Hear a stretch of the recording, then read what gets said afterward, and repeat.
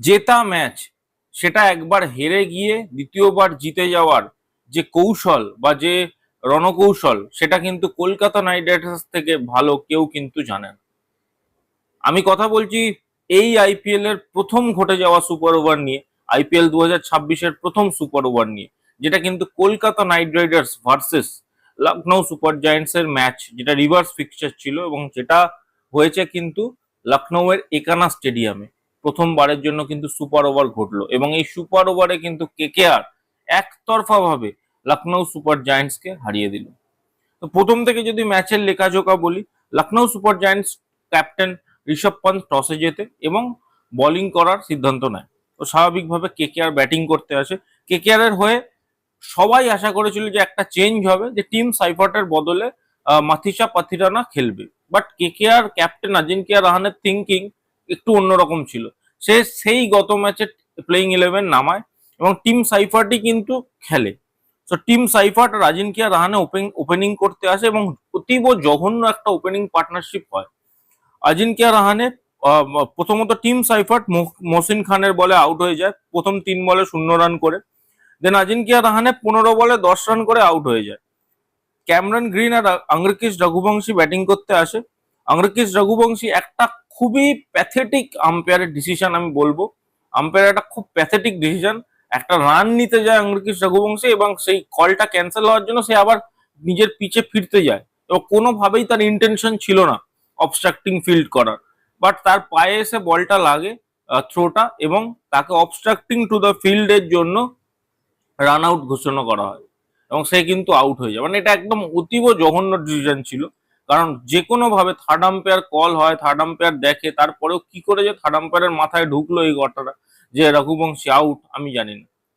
দেন Cameron green দু একটা ভালো শট খেলে, 21 বলে 24 রান করে, বাট তাকেও মহসিন খান কিন্তু আউট করিয়ে দেয় ঋষভ পান্তের হাতে ক্যাচ দিয়ে। রোবমান পাওয়াল এই ম্যাচে খেলতে পারে না, সেও মহসিন খানের শিকার হয় ঋষভ পান্তের হাতে ক্যাচ দিয়ে। অনুকূল রয় সেও কিন্তু মহসিন খানের শিকার হয় আয়ুষ বদনির হাতে ক্যাচ দিয়ে। দেন রমনদীপ সিং, আমি জানি না রমনদীপ সিং কেন এখনো টিমে আছে, আমি জানি না, শুধু হয়তো ফিল্ডিং করার জন্য সে টিমে আছে। রমনদীপ সিং 11 বলে 6 রান করে, জর্জ লিন্ডে তাকে আউট করে দেয়। বাট এই সবের মধ্যে একটা ঘটনা কিন্তু ঘটে, যেটা আমরা হয়তো এত কিছু বলার পরেও বুঝতে পারলাম না। সেটা হলো রিঙ্কু সিং। রিঙ্কু সিং কিন্তু একটা সাইডে দাঁড়িয়ে যায়। রিঙ্কু সিং যদিও ব্যাট করতে আসে 6 নম্বরে, বাট সে কিন্তু একটা সাইডে বেশ স্টেবল ভাবে দাঁড়িয়ে যায় এবং এর ফল আমি কিন্তু আগেও বলেছি, এখনো বলছি, রিঙ্কু যদি দাঁড়িয়ে যায় তাহলে কিন্তু রিঙ্কু সিং নিজের দমে রান করে দিতে পারবে। যে ম্যাচে মানে একটা সময় 93 রানে 7 উইকেট হয়ে গেছিল, 73 রানে 5 উইকেট হয়ে গেছিল, সেই ম্যাচটা রিঙ্কু সিং একার দমে, আমি বলতে পারি একার দমে 155 রানের স্কোরে নিয়ে চলে যায় কেকেআর এর রানটা। শুধুমাত্র একার ক্ষমতায় রিঙ্কু সিং 51 বলে 83 রান করে, 5টা 6, 7টা 4, 162 স্ট্রাইক রেটে। আমি আবারও বলছি, এই 162 স্ট্রাইক রেটটা এখানে কিন্তু দেখলে হবে না, এখানে ইনিংসের ইম্পর্টেন্সটা বুঝতে হবে। এই ইনিংসের ইম্পর্টেন্সটা কিন্তু অনেক বেশি, যেখানে মানে এত উইকেট পড়ে গেছে। মানে 73 রানে 5 উইকেট, অনুকূল রয় আউট হয়ে যায়, 73 রানে 6 উইকেট হয়ে যায়, 93 রানে 7 উইকেট হয়ে যায় 15 ওভারে। 15 ওভারের মাথায় 93 রানে 7 উইকেট থাকে। সেইখান থেকে 155 অব্দি নিয়ে যাওয়াটাই কিন্তু একটা ইটসেলফ একটা চ্যালেঞ্জ ছিল।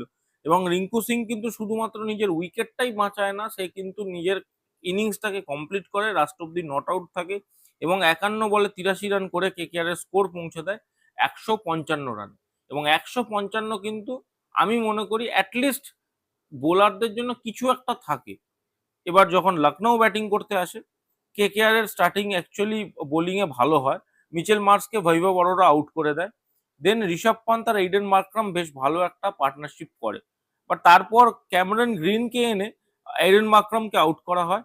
ঋষভ পান্তকে অবশ্য সুনীল নারিন কিন্তু আউট করে দেয়। দেন নিকোলাস পুরান অত্যন্ত জঘন্য একটা ফর্মে আছে, সে আউট হয়ে যায় বরুণ চক্রবর্তীর বলে। আয়ুষ বাদনী মুকুল চৌধুরী গত মানে আগের ম্যাচটাতে মুকুল চৌধুরী কিন্তু একাই ম্যাচ জিতিয়ে দিয়েছিল, তাকে কিন্তু অনুকূল রয় সাকসেসফুলি আউট করে দেয় এই ম্যাচে। এবং এই অনুকূল রয় যে বলটা করে সেই ক্যাচটাও কিন্তু রিঙ্কু সিং এর কাছেই যায়। দেন আয়ুষ বাদনী আর হিম্মত সিং, যাই ইম্প্যাক্ট প্লেয়ার হিসাবে নামে লখনৌ এর হয়ে, তারা দুজনে কিন্তু পার্টনারশিপ বিল্ড করে। বাট আয়ুষ বাদুনিকেও কিন্তু বরুণ চক্রবর্তী আউট করে দেয় অনুকূল রয়ের কাছে ক্যাচ দিয়ে। দেন হিম্মত সিংকে কিন্তু কার্তিক তিয়াগি আউট করে। আর মানে যখন হিম্মত সিং আউট হয় অ্যাকচুয়ালি তার আগে জর্জ লিন্ডে নামে। জর্জ লিন্ডে দুটো চার মেরে দেয় একে কি বলে বরুণ চক্রবর্তীকে লাস্ট, এবং রানটা আবার রান রেটটা আবার গড়ে চলে আসে। তখন কিন্তু বৈভব অরোরা বোলিং করতে আসে, এবং বৈভব অরোরারও একটা মানে কি বলবো মানে সে ডেথ ওভারের বোলার নয়, এটা আমাদের মেনে চলতে হবে। সে প্রথম দিকে হয়তো ভালো বল করে, বাট ডেথ ওভারে তার বোলিং একদম ভালো না। সে বৈভব অরোরা জর্জ লিন্ডেকে তো আউট করে, বাট আর সে রান লিক করে, ওই ওভারেও রান লিক হয়। দেন লাস্ট ওভার করতে আসে কার্তিক তিয়াগি। কার্তিক তিয়াগি আমি জানি না কাল ওই দিন বল গ্রিপ করতে পারছে কিনা, দুবার দুবার ফুল টস চলে যায়, এবং খুব ভাগ্য ভালো যে যে ফুল টস বলটা নো বলের পরের বলটা যেটা ফুল টস করেছে সেটাকে ডেঞ্জারাস বল ঘোষণা করে না আম্পায়ার। যদি ডেঞ্জারাস বল ঘোষণা করতো তাহলে কিন্তু কার্তিক তিয়াগি আর বোলিংই করতে পারতো না। সো কার্তিক তিয়াগি কিন্তু বোলিং করে এবং হিম্মত সিংকে সে আউট করে রিঙ্কু সিং এর হাতে ক্যাচ দিয়ে। এই ক্ষেত্রে যখন হিম্মত সিং আউট হয়ে যায় তখন কিন্তু মানে সবাই ভেবেছিল যে হয়তো এবারে প্রিন্স ইয়াদব নামে, প্রিন্স ইয়াদবের ইয়েতে হয়তো কেকেআর ম্যাচটা জিতে গেছে। But here come the twist, last বলে 7 রান বাকি ছিল, মোহাম্মদ শামি একটা 6 মেরে দেয়। মানে একটা জাস্ট ঠিক জায়গায় বল করতে হতো, হিট দ্য ডেক বল করলেই হতো, মোহাম্মদ শামির ব্যাটে কানেক্ট হতো না। বাট সেটাও তাকে পুরো হাফ বলই বল দেয় এবং লেন্থ বল। মোহাম্মদ শামি ওই রকমই একটা বল চাইছিল, সেটাতে সে 6 মেরে দেয়, ম্যাচটা টাই হয়ে যায়। মানে এতটা খারাপ ক্রিকেট দুটো দলই খেলছিল সেদিনকার, মানে দেখবার মতো খারাপ ক্রিকেটের জয় হচ্ছিল। দুটো দল চেষ্টা করছিল কোন দল হারবে সেটা। বাট রিঙ্কু সিং, যার কথা যতটা কম বলা যায় মানে যতটা বেশি বলা যায়, কারণ রিঙ্কু সিং একা ব্যাটিং করেছে, একা যত ক্যাচ এসছে সব ধরেছে। রোবমান পাওয়ালের অবশ্যই একটা খুব বড় অবদান ছিল, রোবমান পাওয়ালও একটা খুব ভালো ক্যাচ মানে অ্যাসিস্ট করে, বাট রিঙ্কু সিং এর অবদান কিন্তু যত মানে বেশি বলা যায় ততই কম পড়বে। দেন যেহেতু একটা নিয়ম আছে যে যে টিম লাস্ট ব্যাটিং করছিল সেই টিমই ফার্স্ট ব্যাটিং করবে সুপার ওভারে।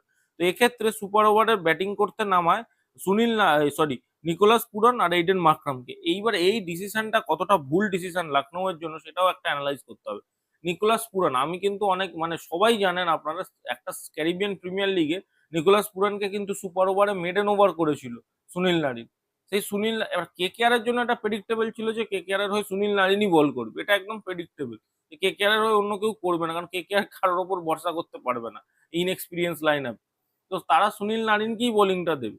বাট লখনৌ এর জন্য কিন্তু অপশন ছিল, তারা মিচেল মার্সকে পাঠাতে পারতো, বেস্ট অপশন হতো যদি মিচেল মার্স ব্যাটিং করতে আসতো, বা তাকে মিচেল মার্সকে ব্যাটিং দেয় না, নিকোলাস পুরানের ওপরই তারা ভরসা করে, এবং সুনীল নারিন প্রথম বলেই নিকোলাস পুরানকে আউট করে দেয়।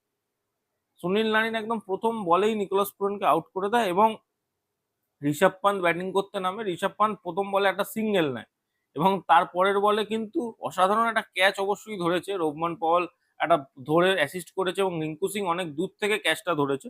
বাট এইডেন মাকরামকেও কিন্তু তার পরের বলেই সুনীল নারিন আউট করে দেয় এবং 1 রান করে কোনো মতে লখনৌ সুপার জায়ান্টস, এবং দুটো উইকেট পড়ে যাওয়ার দরুন তারা আর ব্যাটিং করতে পারে না, তো 2 রান টার্গেট থাকে। এইখানে অবশ্যই কেকেআর 2 রান করে দেয়। রিঙ্কু সিংই ব্যাটিং করতে আসে, রিঙ্কু সিং আর রবমান পাওয়েল, এবং রিঙ্কু সিংই স্ট্রাইক নেয়, প্রথম বলেই 4 মেরে দেয় এবং ম্যাচটা জিতে যায়। বাট এই পুরো ঘটনার পর দুটো তিনটে জিনিস কিন্তু পরিষ্কার, যে কলকাতা নাইট রাইডার্স ক্রিকেটটা মোটেই ভালো খেলছে না। সে আমরা যতই যাই বলি, তাদের ক্রিকেট খেলা কি খেলা হচ্ছে ভগবান জানে। তারা টিম ম্যানেজমেন্ট কি ডিসিশন নিচ্ছে, মাথিসা পাথিরানা অ্যাভেলেবেল হওয়ার পরেও নাকি টিমে জায়গা করতে পারছে না। এর থেকে মানে খারাপ কি হতে পারে, যেখানে টিম সাইফার্ট কিন্তু একটা ম্যাচও ভালো খেলতে পারছে না। তো আমরা অবশ্যই আমরা আংরাকিস রঘুবংশীকে দিয়ে উইকেট কিপিং করিয়ে সুনীল নারিন আর রাহানেকে দিয়ে ওপেন করাতে পারি। সুনীল নারিনের তো ব্যাটিং এ কোনো ইউটিলাইজেশনই হচ্ছে না নিচের দিকে, তো সুনীল নারিনকে আমরা ওপেনিং এ আরামসে আনতে পারি। এই জিনিসটা সামান্য কেন বোধগম্য হচ্ছে না কেকেআর ম্যানেজমেন্টের, আমি বুঝতে পারছি না। মাথিসা পাথিরানাকে দরকার, তার কারণ স্লগ ওভারে ফাস্ট বোলাররা কিন্তু ঝুলিয়ে দিচ্ছে। বৈভব অরোরা মানে লাস্ট ওভারে তুমি রিলাই করতে পারবে না বৈভব অরোরার উপর, তার কাছে নিজের কোনো প্ল্যানিং নেই। একটা ক্যাপ্টেন হেড কোচ যেটা বলে দিচ্ছে সে শুধু সেই অনুযায়ী বোলিং করে, মানে কি বলবো। আর কার্তিক ত্যাগী এখনো ওয়ার্ক ইন প্রোগ্রেস, তাকে দিয়ে যদি সবকিছু করানো হয় তাহলে সেও কিন্তু আগের দিনের মতো যে কোনো দিন, আগের দিন বেঁচে গেছে বাট যে কোনো দিন কিন্তু হেরে যাবে। লখনৌ বলেই আগের দিন কেকেআর জিতেছে, আমি কিন্তু এটা বলতে চাই। অন্য যে কোনো টিম হলে কেকেআর হেরেই যেত। তো সেই জায়গায় দাঁড়িয়ে মাথিসা পাতিরানাকে টিমে আনা হচ্ছে, স্লগ ওভারের প্রবলেম হচ্ছে বাট স্লগ ওভারের জন্য আমরা পাতিরানাকে আনছি না। এটাও একটা কিন্তু খুবই জঘন্য বিষয়। আমি মনে করি মাথিসা পাতিরানা স্ট্রেট আওয়ে যে কোনো একটা ফরেন ওপেনারের জায়গা তাকে আনা উচিত এবং অবশ্যই নারিনের সাথে অজিঙ্ক্য রাহানের ওপেন করা উচিত, এটা আমার পার্সোনাল মতামত। এছাড়াও কিছু পজিটিভসও আছে। পজিটিভস হচ্ছে সুনীল নারিন অ্যান্ড বরুণ চক্রবর্তী। অবশ্যই সুনীল নারিন কেকেআর এর জন্য 2012 থেকে পজিটিভ ছিল, আজও পজিটিভই আছে। সুনীল নারিনের কোনোদিন খারাপ আমি দেখতে পাইনি খেলা, বরং এখন আরো সুনীল নারিনকে দেখে মনে হচ্ছে সে যেন ইম্প্যাক্ট বেশি ক্রিয়েট করছে কেকেআর এর জন্য। আর অবশ্যই অবশ্যই যার কথা না বললেই না সেটা হলো বরুণ চক্রবর্তী। ওয়ার্ল্ড কাপের কিন্তু ক্ষত তার মিটে গেছে, এবার মনে হচ্ছে সে কিন্তু ব্যাক টু দ্য রিদিম, সে কিন্তু তার রিদিমে ব্যাক করেছে। তো এই দুজনের ভালো খেলাটা খুব গুরুত্বপূর্ণ, তার সাথে অনুকূল রয়। এই তিনজনের স্পিনের তিগড়ি যদি ভালো করতে পারে তাহলে কিন্তু কেকেআর ভালো করবে। এই তিনজনের স্পিনের তিগড়ি, তার সাথে আমি রিকোয়েস্ট করবো যাতে পাথিরানাকে খেলানো হয়। এই পাথিরানা যদি এর সাথে অ্যাড হয়ে যায়, পাথিরানা, কার্তিক ত্যাগী এবং এই তিনজন স্পিনার এবং মাঝে মধ্যে বোলিং করার জন্য ক্যামেরন গ্রিন, এইটা যদি কেকেআর তৈরি করতে পারে কোরটা, তাহলে কিন্তু আমি মনে করি কেকেআর এর জন্য কিন্তু কেকেআর কিন্তু ভালো কামব্যাক করতে পারে এই সিজনে। যদিও অবস্থা খুবই খারাপ, তারা দ্বিতীয় ম্যাচ সবে জিতেছে বাট দ্বিতীয় ম্যাচ কিন্তু কনজিকিউটিভ ম্যাচ, দুটো পরপর ম্যাচ জিতেছে। মোমেন্টামটা কিন্তু তাদের দিকে আসা উচিত এবং কেকেআর এর কিন্তু উচিত এইবারে এই মোমেন্টামটা বজায় রেখে আগে প্লে অফসের জন্য ভেবে এগোনো। কারণ সিরিজ সিজন কিন্তু এখনই ওভার হয়নি, এটা কিন্তু মাথায় রাখতে হবে। তো আপনাদের কি মতামত কেকেআর এর এই ম্যাচটা নিয়ে অবশ্যই কমেন্ট করে জানান। ভিডিওটা ভালো লাগলে ভিডিওটা ডেফিনেটলি লাইক করে দিন, বন্ধু বান্ধবদের সাথে শেয়ার করে দিন যদি তারা কেকেআর ফ্যান হয়ে থাকে তো, এবং চ্যানেলে নতুন হয়ে থাকলে ডেফিনেটলি চ্যানেলটাকে কিন্তু সাবস্ক্রাইব করে দিয়ে যেতে ভুলবেন না। এই বলে আমি ভিডিওটা শেষ করছি। ধন্যবাদ।